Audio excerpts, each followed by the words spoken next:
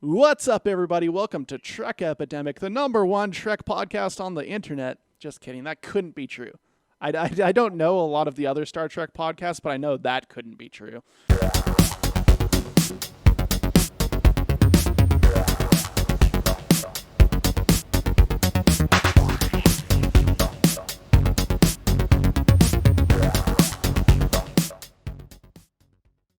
Today we're talking about Star Trek Lower Decks once again. This is episode 8, Veritas. I'm here, Buck Hollywood LeDuc, with my good friend, Dr. J. Hardner. How you doing, buddy?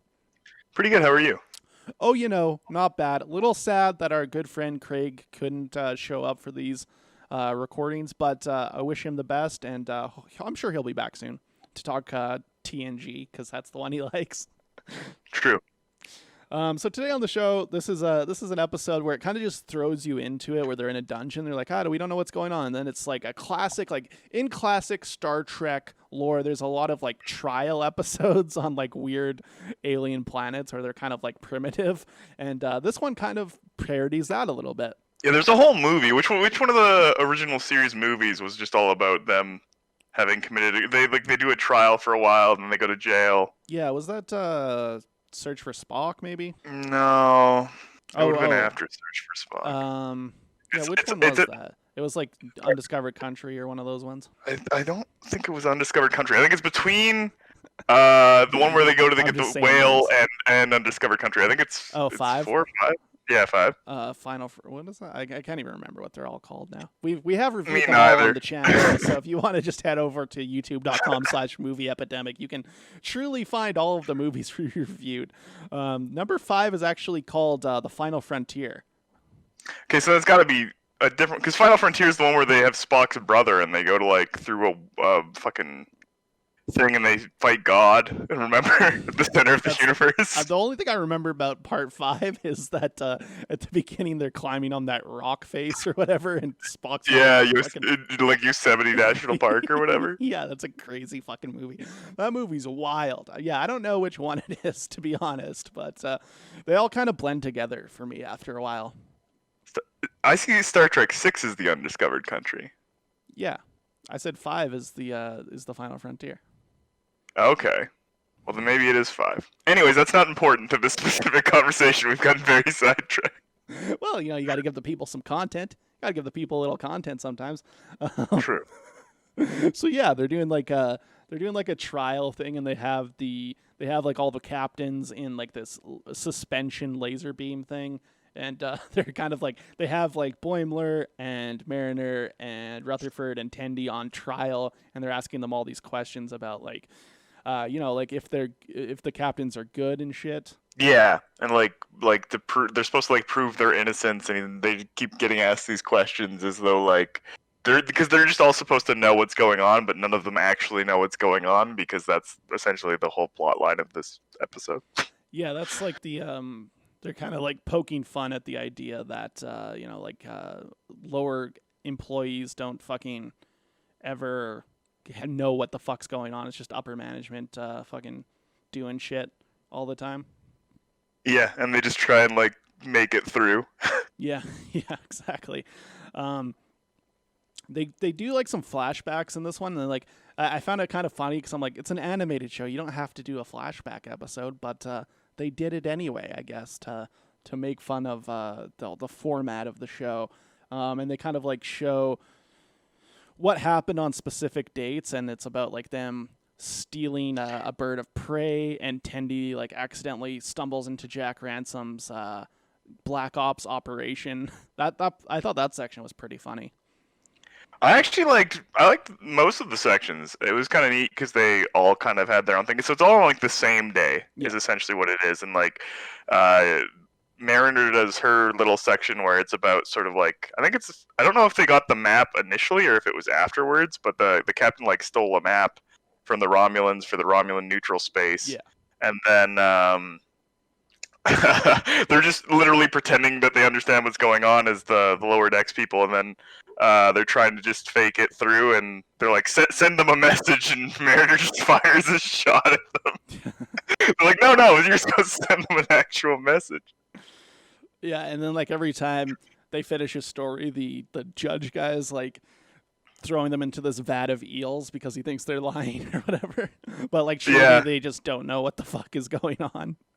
They're threatened with death by eels. Yeah, that's a lot of fun. Eels scare me quite a bit. I saw this video online of like an eel under some sand. It was like washed up, and this guy was like digging it out, and it was fucking scary to me. I don't like eels. I think they're kind of scary. So moray eels are the scariest for me because there's all these stories. They live in like holes in coral reefs and like rock and stuff like that. And there's all these stories about they'll just like grab onto a diver and then not let go and drown them. Oh, and that's a nightmare, dude. Especially like imagine the big old fucking moray eel from Mario 64 or whatever, coming out of a hole and grabbing you and drowning you. I was just playing Mario Galaxy, the one that they released on Switch, and that level with all the fucking eels really creeped me out. I think I've told this story on Movie Epidemic before, but the first movie I remember seeing was the 1996 re-release of The Little Mermaid in theaters, and there's a part where there's like some scary eels in that movie, I guess, and I was crying in the movie theater, and I specifically remember that as the first time I ever went to a movie. Fair enough. Eels are freaky, dude. Ever since then, fucking eels have like fucked me up. I think they're scary as shit. There's like we reviewed this one movie on Movie Epidemic, the Cure for Wellness or whatever, and they put Dane DeHaan in this vat of eels at one point, and like I was so freaked out by that, and Brad was like, he's like, that's not even scary. What do you mean? I'm like, this is the scariest movie I've ever seen. They shouldn't be allowed to put this on film. Yeah. But yeah, that's eels. I guess we can probably move on from eels. Probably. Rutherford's section is that he's got memory gaps because his augment was updated to go on some sort of other Black Ops mission, and so he just kind of fades in and out of memory for his story. Classically, we love Rutherford on this show. Yes. One of our favorite characters. And that's pretty funny because at one point he like steals a bird of prey from some sort of wedding or something, and they're like, "How did you get it?" And he's like, "I don't know." And he ends up at like a Gorn wedding. He's just like, "Gorn wedding." That's right. They'll attack him and start eating him. Yeah, that's a lot of fun. I like just seeing like aliens pop up in the show. I think that is one thing that this show actually kind of does okay, is that it's like, it feels kind of like I don't know how to describe this, but like just like all the aliens are just a part of the world. It's I guess Star Trek's always kind of done postmodernism like that, but like I feel like this show does it just because they're all like crazy looking and animated, so like they all kind of feel on the same level. Yeah, and I mean, they also, like, if you're doing a show, it's hard to have main characters that have consistently large amounts of prosthetics or CGI or whatever required, so it's easier to make these main characters when it's animated. And it's cool because most of the Star Trek shows have very rarely had, like, bigger characters that are aliens. A lot of the time it's like one species in an episode, and it's very focused on like that one species, whereas with this you kind of get to see just a bunch of different whatever sort of fits the bill kind of thing. Yeah, it's kind of like a lived-in world because there is just like so much integration between like species, and like I guess that is probably because they don't have to put makeup on them and they can just draw all of them together and it doesn't matter. It just like, that's what I mean when it kind of like feels like they're all on the same level. Is like in the show it's like you see like some like crazy alien in makeup and you're like, well, that's, I mean, it's like crazy alien in makeup, you know. Exactly. Yeah, so that's pretty much all of this episode, is that they just go through this trial thing and they like do the flashback episodes, and they're a lot of fun. Like I mentioned before, the Tendi one where she goes on a Black Ops mission with Jack Ransom and like nobody thinks it actually happened. And it's just like, she like has also redacted some things, so certain words get bleeped out, but like you can still tell what they're saying most of the time. And some of the characters have black bars over their eyes. Yeah, great stuff. I thought that was funny. The one thing I've noticed about this show is that sometimes curse words are in the show and sometimes they're beeped out. Yeah. I wonder if that's to like keep it under a certain number of curse words for like ratings or something. But this is a show that's like, this is a web series, man. This is on CBS All Access only. It's not on TV. So it's like, I don't understand how there could be like any, maybe it airs internationally or something. That could be. I imagine it still has to get some sort of visual rating. I feel like even Netflix shows have like some sort of I think they just have rating. like Netflix rating system though.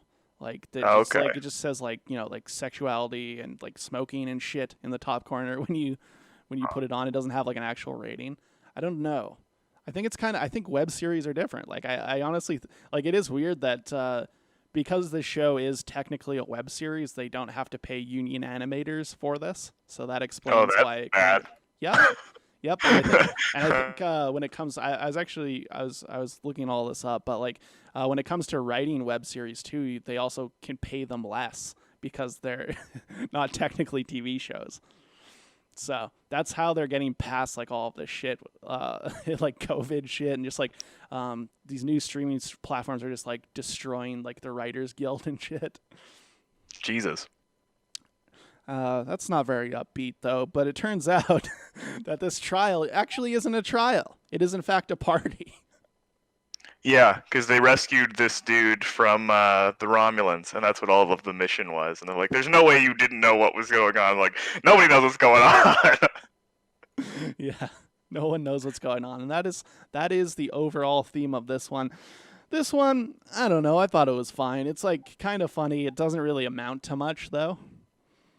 Yeah, I mean, like, one of my favorite things about this was that they poked fun at the bait and switch thing, because the bait and switch thing happens quite a bit in Star Trek as well, so it was kind of fun to see that, like, they're like, but why were there eels at the birthday party? Why were we getting threatened to death at the birthday party? Like, those things don't really track, so that was fun, too. I'd give it, like, a 3. I thought it was all right. Yeah, probably around that for me. This one also has Q in it, though. We didn't even talk about that. Q just randomly shows up at the end for a minute. Yeah, because they talk about like how even the bridge crew doesn't necessarily know what's going on. Like every time they have to deal with Q, and then the bridge crew's all summoned into some messed up Q game where they're on like a chessboard and they're dressed as chess pieces, and there's cards and a soccer ball and shit. Starts talking to them. Yes, and it is like the actual voice actor of Q and shit. So it is kind of funny. That one does sound. It did, like when I was watching, I'm like, oh, it looks and sounds exactly like Q. So that's a lot of fun that they like actually want a bit of consistency in the show. That's pretty much that one. If you saw this episode, why don't you go ahead and give us a comment below, like and subscribe, of course, and don't forget to follow me on all the social medias at Movie Epidemic on Twitter, Instagram, and Facebook. And we'll see you guys next week for some more Lower Decks. Why don't you play us something, baby? Why don't you play us something, baby? Start? I don't feel so good.